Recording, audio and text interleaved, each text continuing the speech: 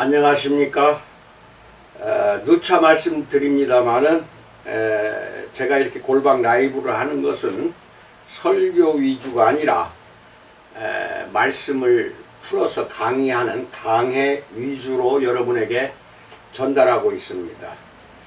제 강해를 잘 들으시고 여러분의 설교에 인용도 하시고 또는 힌트를 찾아서 보다 설교가 풍성해지기를 원해서 이렇게 강의를 하는 것입니다. 오늘은 앞서 보냄을 받은 사람이라는 주제를 가지고 살펴봅니다. 마태복음 11장 7절에 너희가 무엇을 보려고 광야에 나갔더냐 라고 말씀합니다.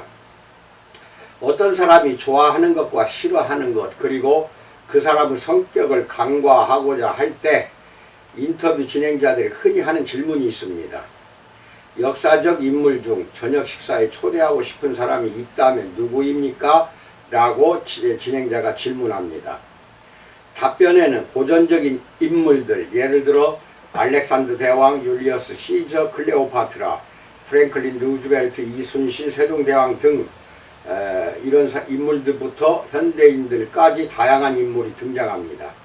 대개 이런 선택들은 우리가 실제로 식사를 같이 하고 싶은 사람들을 보여주는 것이 아닙니다.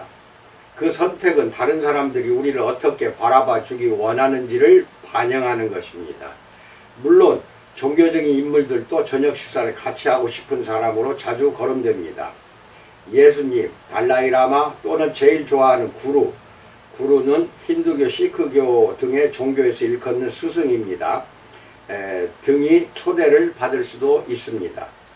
니체 같은 회의론자들이 신은 죽었다라고 말하거나 권위적인 무신론자 크리스토퍼 히친스가 신은 위대하지 않다라고 말하지만 사실은 그 안에도 영성이 있습니다.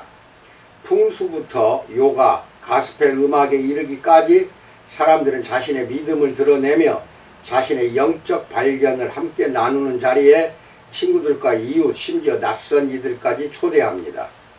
현대의 다원론적인 분위기에서는 자신의 신앙체계가 유일한 길이라는 주장이 더 이상 멋지게 보이지 않겠지만 형이상학에 대한 당신의 이해를 자랑하는 것은 비록 논리적으로 타당하지 않더라도 여전히 받아들여질 수가 있습니다. 그러나 자신의 저녁 식사에 신약성경에 나오나 한 신비로운 인물을 초대하고 싶다는 이야기를 들어보지 못했습니다. 그는 종교 교양이라는 책에 언급되지 않습니다. 이것은 이상한 일입니다.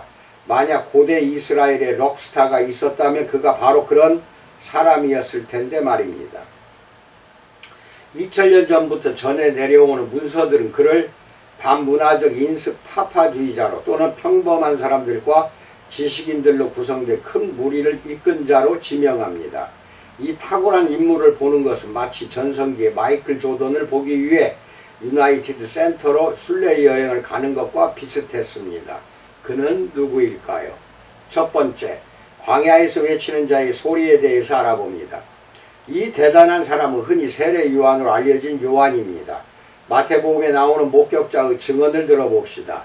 마태복음 3장 1절로 4절에서 그때 세례 요한이 이르러 유대 광야에서 전파하여 말하되 회개하라 천국이 가까이 왔느니라 하였으니 그는 선지자 이사야를 통하여 말씀하신 자라. 일러스되 광야에 외치는 자의 소리가 있어 이르되 너희는 주의 길을 준비하라 그가 오실 길을 곧게 하라 하였느니라.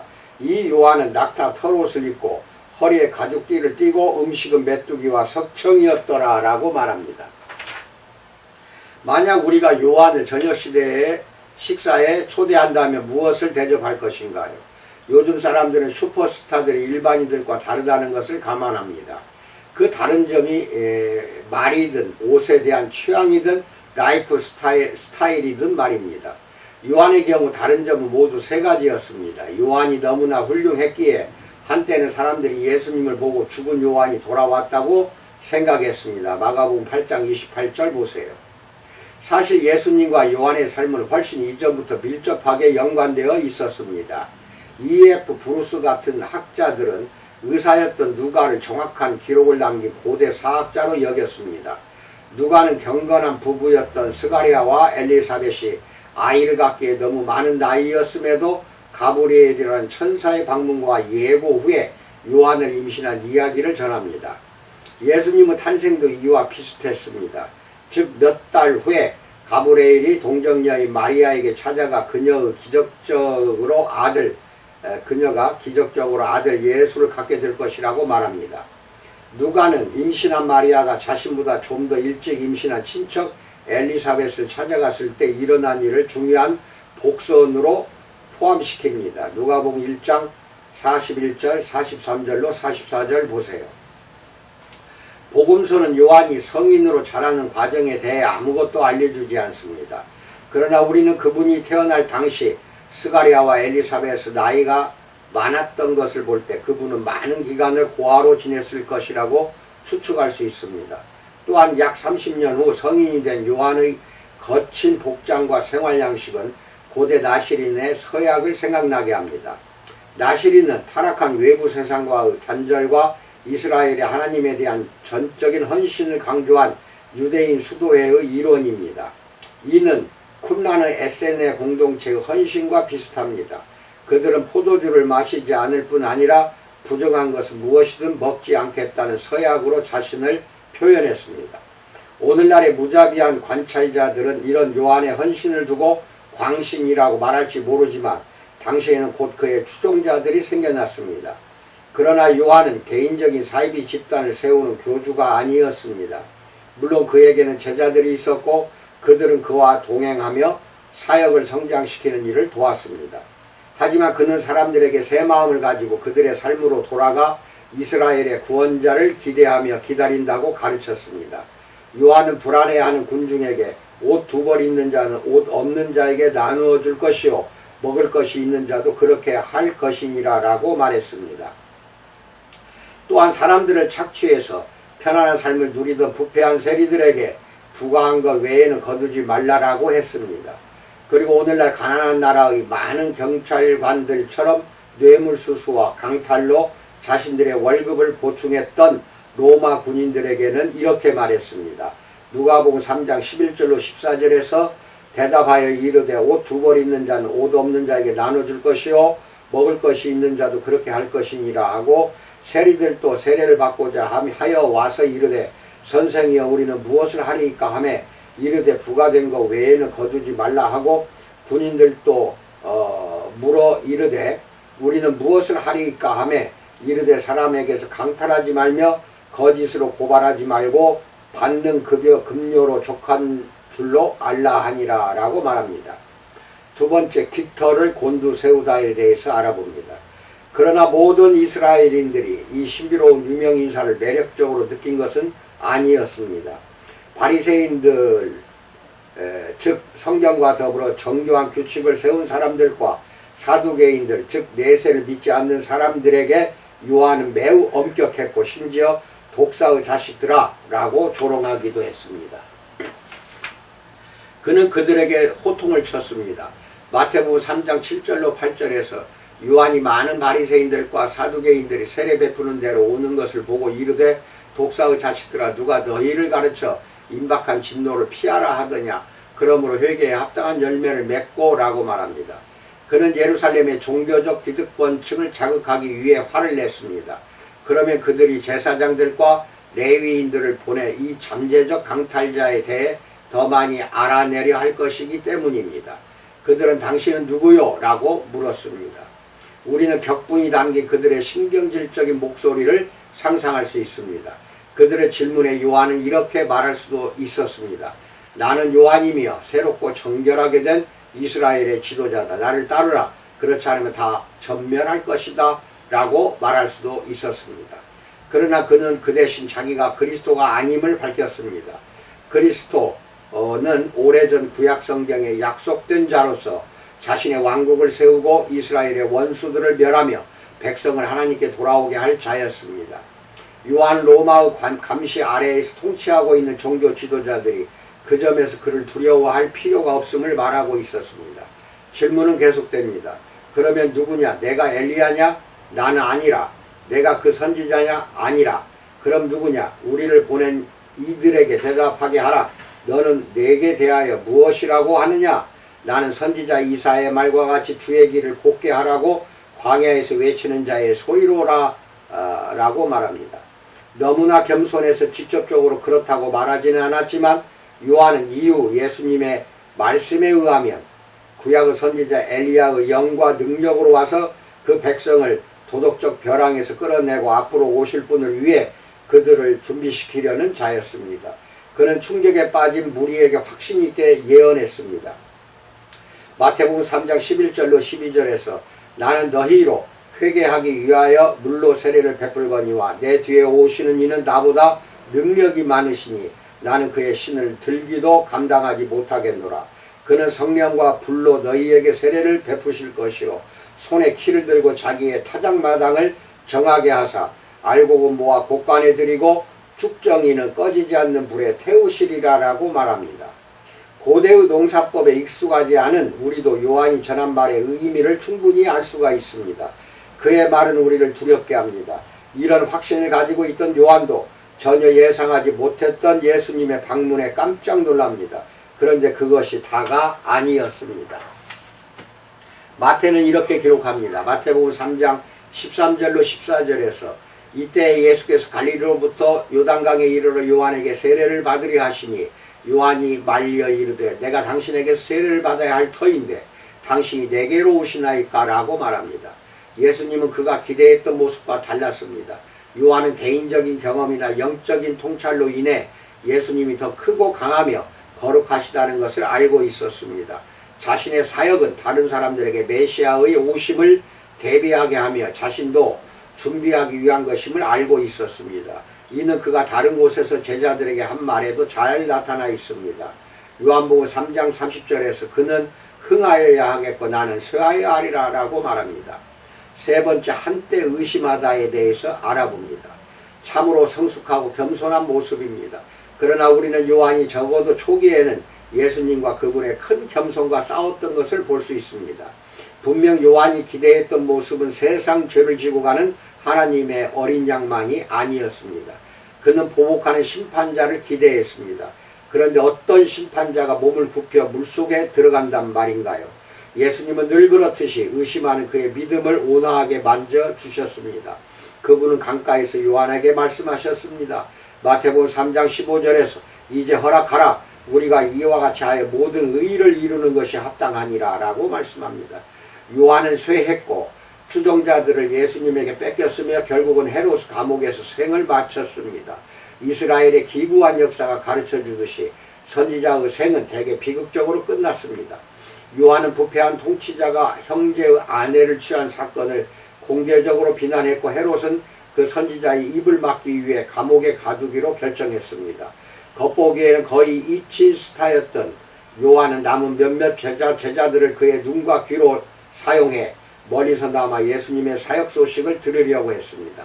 그러나 예수님의 모습은 여전히 요한이 상상하는 정복자 메시아의 모습과 같지 않았습니다. 로마인의 통치는 여전히 확고했고 그때까지 예수님의 사역은 주로 가르침과 치유로 이루어져 있었습니다. 약속된 하나님의 나라는 어디 있는 것일까? 예수님은 언제 그 나라를 이루실 것인가?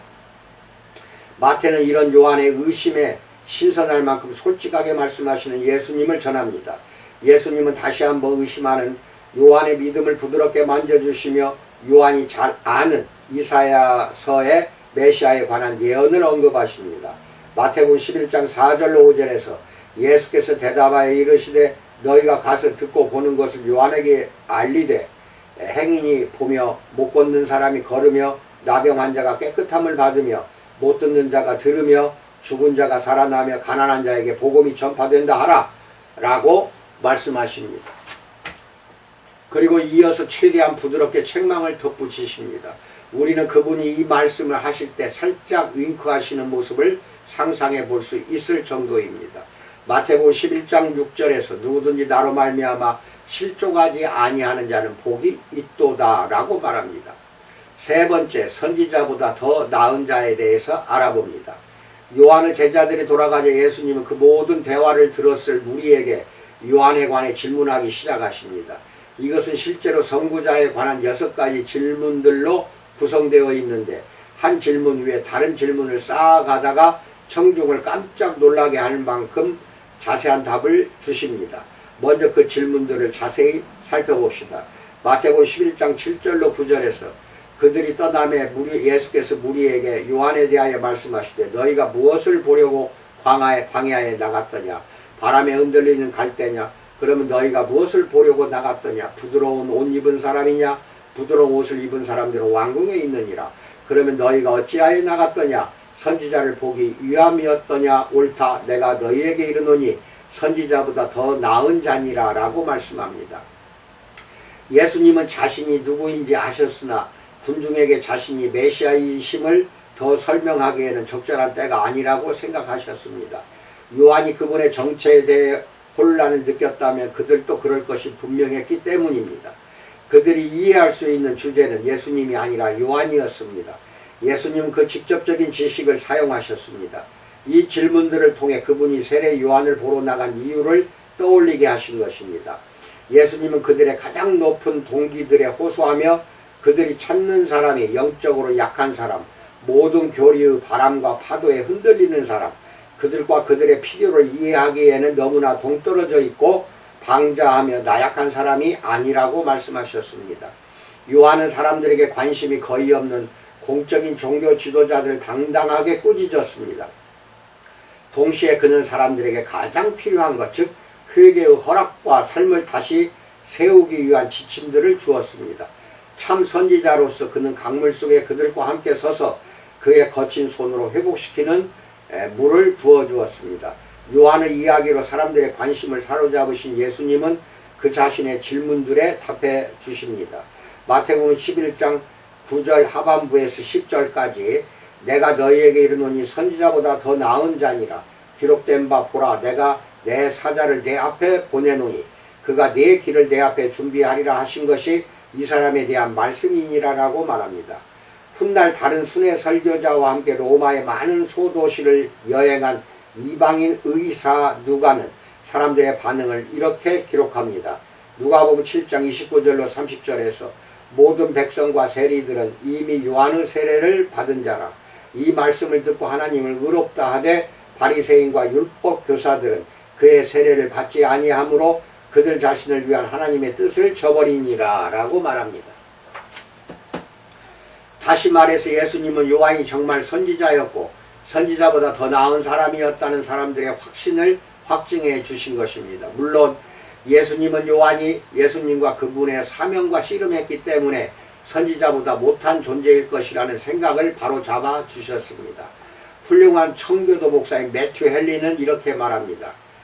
예수님의 제자들 중 일부는 요한이 보낸 질문들을 근거로 그를 연약하고 흔들리며 일관성 없는 사람으로 치부하려고 했을 것이다 라고 말합니다. 사실 요한은 그렇지 않았습니다. 의심은 그리스도의 모든 참된 제자들, 사람들을 참된 길로 돌아오도록 부드럽게 인도하는 제자들의 걸음에 늘 따라다닙니다. 그러나 여기에서 볼 수 있는 것처럼 세례 요한이 사람들에게 선택을 요구하지만 모든 사람이 회개하며 고개를 숙이지는 않을 것이고 또 모든 사람이 하나님의 은혜로운 부르심을 받아들이지도 않을 것입니다. 훗날 예수님이 예루살렘에서 사역의 정점에 이르셨을 때 대제사장들과 장로들은 요한에게 했던 것과 마찬가지로 그분에게 분노하며 맞서서 이렇게 질문했습니다. 내가 무슨 권위로 이런 일을 하느냐? 또 누가 이 권위를 주었느냐? 라고 힐문합니다. 예수님은 그들의 질문에 이렇게 대답하셨습니다. 마태복음 21장 24절로 25절 상반부에서 예수께서 대답하시되 나도 한 말을 너희에게 물으리니 너희가 대답하면 나도 무슨 권위로 이런 일을 하는지 이르리라. 요한의 세례가 어디로부터 왔느냐? 하늘로부터냐? 사람으로부터냐? 라고 말씀합니다. 예수님과 요한의 삶과 사역은 서로 연관되어 있었습니다. 그것은 서로 엮여 있었고 지금도 그렇습니다. 많은 사람들이 예수님을 위대한 해방자 또는 그들을 위로하려는 친절한 사람, 마술사, 스승, 신화 속 인물로 여깁니다. 그러나 예수님은 어떤 틀에 가둘 수 있는 분이 아니십니다. 요한은 그런 예수님을 누구보다 먼저 이해합니다. 또한 요한은 우리의 진심을 시험합니다. 장로들과 대제사장들이 요한의 권위가 어디로부터 왔는지 말하기를 거부하자 예수님도 그들의 질문에 답하지 않으셨습니다. 신앙은 게임이 아닙니다. 정직하게 추구하든지 아니면 전혀 추구하지 않는 것입니다. 진심으로 다가가는 자들은 문이 열리는 것을 발견할 것입니다. 하지만 그렇지 않은 자들은 자신의 목소리가 만들어내는 울림만 들을 뿐입니다. 따라서 우리는 예수님을 받아들이기 전에 먼저 요한과 씨름해야 합니다. 이 이상한 옷차림에 이상한 음식을 먹는 사람을 신문하는 대신 강으로 내려가 천사가 공표한 이 사자의 말을 들어야 합니다. 그 메시지는 누구나 이해할 만큼 단순합니다. 요한은 우리에게 이렇게 말합니다. 너희는 죄인이다. 너희는 하나님의 거룩한 법을 어겼다. 회개하라. 즉 하나님께 돌이키고 그분의 말씀대로 행하라. 서둘러라. 심판이 곧 다가올 것이기 때문이다. 예수님은 오늘날 우리에게 물으시는 것처럼 그의 말을 듣는 자들에게 물으셨습니다. 너희는 요한을 믿느냐라고. 아멘. 이상입니다. 1번 즉 첫 번째고 내일은 네 번째 양다리 걸치기에 대해서 알아봅니다. 두 번에 나누어서 강의를 합니다. 오늘은 여기까지 말씀드렸습니다. 코로나가 심상치 않습니다. 백신 잘 맞으시고 건강하시기 바랍니다. 감사합니다.